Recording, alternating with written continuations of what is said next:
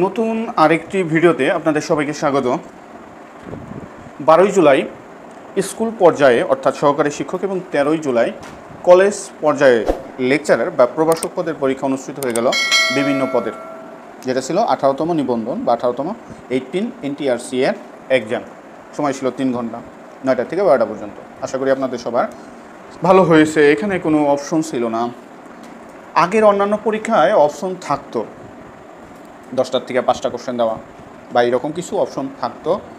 এইবার একটা নতুন একটা বিষয় ইন্ট্রোডিউস করিয়ে দিল যে কোনো ধরনের অপশন নেই, অর্থাৎ যে কটা কোশ্চেন থাকবে সবগুলো অ্যান্সার করতে হবে। এতে আপনারা কি লাভবান হলেন? অবশ্যই, কারণ রিটেন খাতা মূল্যায়ন করা অনেক কঠিন হয়ে যায়।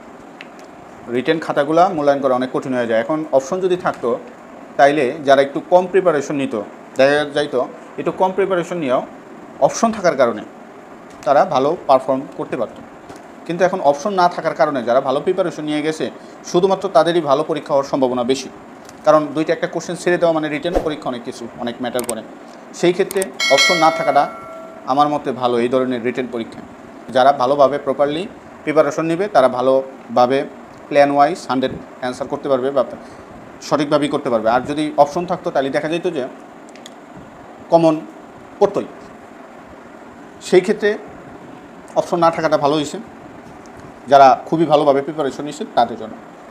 আচ্ছা, পরীক্ষা শেষ, এখন রেজাল্ট কবে দিতে পারে? সাধারণত রিটেনের রেজাল্ট 1.5 থেকে 2 মাসের মধ্যে দেয়। সাধারণত পরীক্ষক দুইজন, একজন প্রথমে খাতা মূল্যায়ন করে, আবার ওই খাতাটা পুনঃমূল্যায়ন করে আরেকজন, অর্থাৎ দুইটা এক্সামিনার কোনো একটা খাতা মূল্যায়ন করে।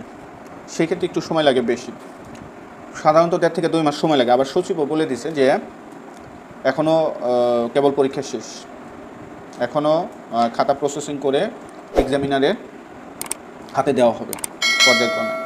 সেই হিসাবে সব মিলিয়ে মোটামুটি 1.5 থেকে 2 মাস ধরে রাখতে পারেন, এর মধ্যে আপনারা রেজাল্ট পাবেন।